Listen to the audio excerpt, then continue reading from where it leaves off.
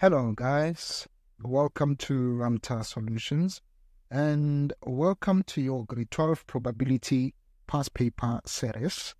The past paper that we are looking at today is from the Gauteng province. This is the paper that was written in September 2023. So let's open the paper. Can you use it? I'm going to pin it. Okay, perfect. All right, so as is the norm, let's read instructions that I find relevant for this section. Instruction number 3 in this paper says, clearly show all calculations, diagrams, graphs, etc. that you have used in determining the answers. Instruction number 4, answers only will not necessarily be awarded full marks. Instruction number 6, if necessary, round off answers to 2 decimal places unless stated otherwise. Now, of course, instruction number 7 says an information sheet with formulae is included. So without any waste of time, let's open this section of probability. This is roughly question 10 or 11 or even 12 or just question 11 only. So let's go. Okay, it's not question 10. Okay, it's question 11. All right, perfect. Perfect. Okay, so now let's see. This is question 11. So question 11 of Gauteng. Let's see what it says. So it says machine A and machine B are 2 different coin pressing machines that operate at the same time. The probability that machine A only presses a 5 rand coin is X. Okay, probability that machine A only presses a 5 rand coin is X. And the probability that machine B only presses a 5 rand coin is 0.3. The probability that both machines press 5 rand coins at the same time is 0.1. All right. 11.1.1. If A and B are independent events, determine the values of X and Y. So this question, they're saying they are independent. So we must determine the value of X and Y. You guys remember, if events are independent, we're going to say probability of A and probability of B is equal to probability of A multiplied by probability of B. Let me check if this is the formula they provide in your formula sheet. Okay, they do not give it to you, but you should know this. When events are independent, this is the formula that you use. Okay. Now proceeding. We do know probability of event A and B is 0.1. What is probability of event A occurring? Guys, I want you to be careful. Event A is X plus 0.1. It is not only X. X is for A only. But here we're talking probability of A. We are not talking the probability that machine A only presses 5 rand coin. Okay, so let's see now. So now what will this be? This will be A is X plus 0.1. What is B? B is 0.1 plus 0.3. Okay, so let me simplify this. 0.1 equals X plus 0.1. Yes, times 0.4. If you like, you can divide 0.1 by 0.4 if you like. Okay, if you like, you can do that. There's nothing wrong. So when you do that, perhaps let me do it. So, or maybe let me not. It's fine, I'll sort it out later. 0.4 equals 0.1, okay? 0.1 equals 0.4x plus 0.05, I believe. It'll be 0.04, not 0.05, be 0.04, isn't it? Yes. So now what do we have? We have 0.14 equals 0.4x, isn't it? Am I right? No, I'm not right. I was subtracting. So it'll be 0.06, isn't it? 0.06. Yeah, 0.06, not 0.14. It is 0.06. 0.1 minus 0.04 equals 0.4x. So this is 0.06 equals 0.4x. Now 0.06 divided by 0.4 becomes, therefore our x is 0.15. Okay, our x is 0.15. Now, this question says you must find the values of x and y. So we do know that the values of x and y will include all values in the sample space. That is x plus 0.1 plus 0.3 plus y, all must equal 1. We do know that the value of x is 0.15. So here we go. I substituted it. Now we can solve for y. What is this? Y minus 0.15. Okay, let me just write it in case you guys get confused. Minus 0.1 minus 0.3. Okay. Okay, what is our answer? Our answer is y. What is the value of y? The value of y is 0.45. So y is 0.45. Okay. Y is 0.45. Happy? Perfect. So remember, guys, these calculations, they don't need to be this long. You can do them quick. Okay? Perfect. So some of the steps are not necessary, like this step here is not, these steps are not necessary. You can just get your answer. Okay? Including some of the steps here. Okay? But for you to get full marks, make sure you don't make any mistakes. There are mistakes that are really avoidable. Okay? Let's go now. 11.1.2, not 1. 11.1.2 says, determine the probability that exactly one of the machines is pressing a 5 rand coin. You guys should be careful. Probability that it's pressing a 5 rand coin. So probability of one machine is pressing a 5 rand coin. Probability of pressing a 5 rand coin. Let me just write it like this. Probability of pressing a 5 rand coin. Okay, so what is this? So this probability, it's basically, we're going to say, oh, so this means, remember, it says probability that one of the machines is pressing a 5, not both of them.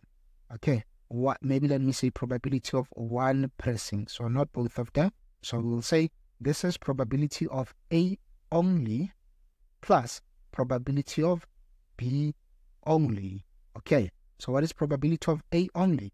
You found it to be x. X was 0.15, and then probability of B only. From this diagram, you can see it's 0.3. Therefore, what is our answer? Our answer is 0.45. As simple as that. Okay, this is 1 mark. You're not supposed to spend so much time on this question. It's 1 mark. Otherwise, this is how you do it. Okay. Perfect. Now, 11.2, let's see. 11.2, Wilson, let's see. Oh, sorry, Wilson. So Wilson takes a driver's test. The probability that he will succeed on his first attempt is 3/7. Did you guys get that?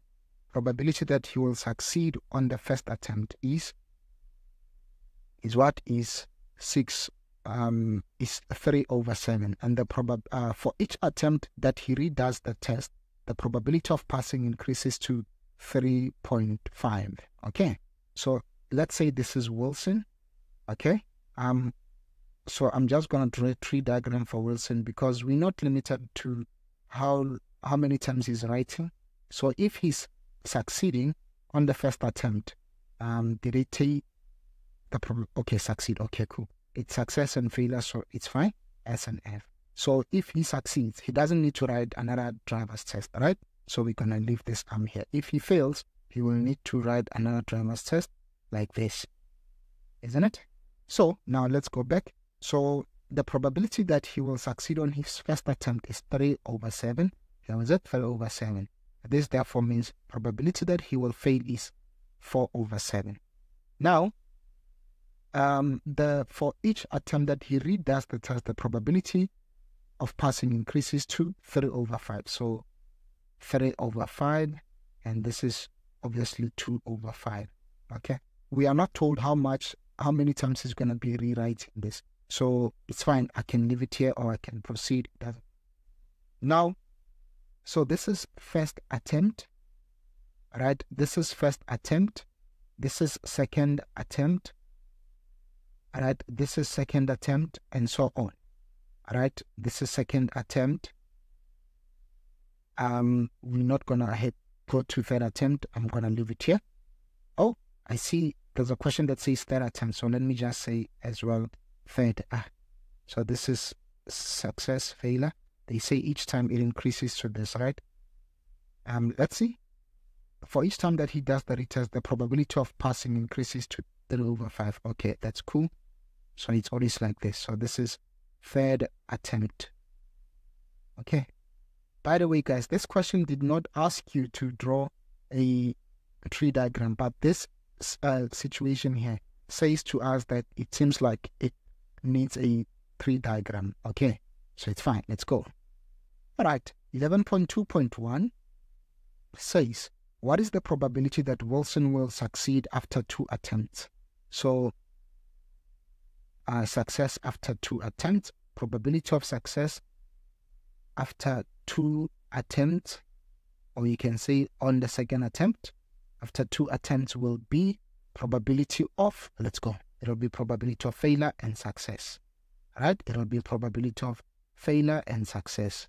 So it'll be F and S, which is the first time he wrote the probability of failing was 4/7. So it'll be 4/7. Now, when he passes, it'll be 3/5. So what is this? What is this now? This is 12/35. Right? This is 12/45. Right? F. Now, 11.2.2. What is the probability that Wilson will succeed after 3 attempts? So, success after 3 attempts. So, success after 3 attempts. Okay, this will be probability of failure and success. Failure, and success. If you like, guys, you can write these as, we can call them the output. This will, possible outcomes would be probability of FS, and this one you can write it as probability of FFS. Okay. Now let's go. What is this? This will be, of course, the 4/7 times the 3/5 times, let's go back, it's another 3/5, right? Oh, sorry, 2/5, not the 3, 2/5. My bad, 2/5. All right, 2/5. And then now he's passing, it'll be 3/5. All right, now that he's passing, it'll be 3/5. Now, what is this probability? Let's see. This is 12 times 2 is 24. 24 over 175. Okay, let me write it in the next page. 24 over 175. It is equal to 24 over 175. Isn't it? Yes, 24 over 175. Right. So this is it, guys. Yeah. So yeah, this is it. Okay. Now let's head to the 12th question. Let's head to the 12th question. Let me just go to the next page for this. So question 12, 12.1. Let's see, when Marge, do you call her Marge or Marge? I don't know. Let me call her Marge. When Marge turned 8, her friends Emily, Clara, Corey, Liza, Shelly, and Penny were invited to her birthday party. Marge and her friends sat in a row and played a game. Okay, and played a game. In how many ways can they be seated if 12.1.1? So let's count. Marge, so this is Marge, Emily, Clara, Corey, Liza, Penny, 1, 2, 3, 4, 5, 6. So this is 6 friends. Is that so? This is 6 friends. All right. However, be careful. Okay. However, be careful. Let me confirm. Marge 1, 2, 3, 4, 5, 6, 7. Okay, they are 7 friends. But this question here, this question says they sit in alphabetical order. What is the, in how many ways can they sit if they are to sit in alphabetical order? So to sit in alphabetical order, the question that you should be asking yourself is this. You are to start from the last, okay? So you're going to have, let me do it like this. Let's say you start with the 1E. Okay, it'll be E. Okay, it'll be E. Okay, there are 2 ways, but guys, please note, our answer is 2. So I want to show you why. So this is E after, okay, no, not E. We begin with C first because there's a C. Okay, there's a C. It'll be Corey. It'll be Emily. It'll be Clara. It'll be Liza. It'll be the birthday girl. It'll be Penny. It'll be Shelly. All right. Then they can sit in this way or they can sit in this way. Shelly, Penny, Marge, Liza, Clara, who's E? Emily and Corey. Okay, so our answer is simply 2. So our answer, not 2 factorial, let me just say simply 2. Our answer is 2. They can sit in 2 ways if they are to be seated alphabetically. Remember, I'm saying it can be from the first alphabetically in increasing order or in reverse. Okay, so it's 2 ways, as simple as that. Okay, all right. This does not need to be doing factorials here. It's just simply 2 ways. Okay, perfect. 12.1.2. Now, what is the probability that Emily and Clara do not sit next to each other? So what is happening here is that normally, unorganized, they sit like this. It'll be 7 factorial because one can sit however they like. Now, let's now consider Clara. Who's this? Emily and Clara together. So Emily and Clara together. Okay, Emily and Clara together. What do we have? It'll be, these are 2 girls, right? We have 2 ways of arranging them. One can sit on the left or the other can sit on the left. So it's 2 ways of arranging them.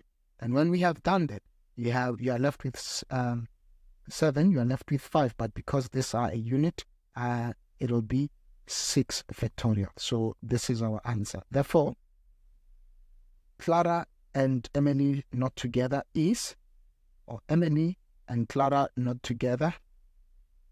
Our answer is simply Emily and Clara. Emily and Clara not next to each other, sorry. Not next to each other, not next to each other. I think they are not next to each other. Here I should be saying not next to each other or next to each other. Next to each other. Okay, next to each other. So this will be, let's go. It will be 7 factorial minus 2 factorial times 6 factorial. Okay, this is what you're supposed to submit. Okay, so let's answer this. So this is 5040 minus 1440, I believe. Is it so? Yes, it is. So our answer is 5040 minus 1440. Our answer will be 3,600. Okay, so they can sit in. For Emily and Clara to not sit next to each other, we have 3,600 ways of arranging these girls. I hope you guys understand this now. Okay, perfect. Now, let's go to 12.2. 12.2 says, the probability that a certain rugby team, the probability that a certain rugby team has all its players' feet, feet, is 0.7. Okay, so if they are not fit, it means they are unfit. Okay, they are unfit, it's fine. So then the probability will be 0.3. I hope I'm making sense. But let's see, maybe it doesn't say that. So the probability that a certain rugby team has all its players fit to play is 70%. The probability that they will win a game if all their players are fit is 90%. Ooh. So they will either win or lose. So this first entry looks at fitness, right? This one looks at fitness, whereas this one looks at score. Okay, now again, okay, I will proceed. The probability that they will win a game if all their players are fit is 90%. If all their players are fit, so I can write it as 0.9 or simply 90%. Now this therefore means 10% is when they will lose. Now, when they are not fit, the probability of them winning becomes 45%, so 0.45. This therefore means probability of losing when they are not fit is 0.55, which is 55%. Now, calculate the probability of the team winning first game. So, probability of winning first game. Okay, probability of winning first game. What is it? It'll be probability of when they are fit and winning plus probability of when they are unfit and winning. Okay, this is how we go about this. Okay, guys, remember we're looking at the possible outcomes are FW, FL, UW, UL. So when they are winning is these two. Okay, let's go. When they are winning, it's 0.7 times 0.9. Let's go. Equals 0.7 times 0.9. Guys, even if you use percentages as they are, it's okay. When they are not fit is 0.3 times, I think it was 0.45. 0.45. Okay. Taking out our calculators, 0.7 times 0.9 plus 0.3 times 0.45. Right, what is our answer? Our answer is 0.765. So what is this? This is 76.5%. Okay, so this is 76.5%. Okay, guys, this is it. This is how you do your calculations. Okay, this is how you do your Euclidean geometry. Oh my, now I'm saying Euclidean. Oh boy. By the way, yes, we will be uploading Euclidean geometry. This is how you attempt probability questions, guys. So yeah, if you would like to get in touch with us, please visit our website at amatersolutions.co.za, or you can send us an email if you are looking for a tutor, or you can follow us on your favorite social media platform. And please like and subscribe this video if our videos are helping you. And please share with your friends as well. So bye-bye.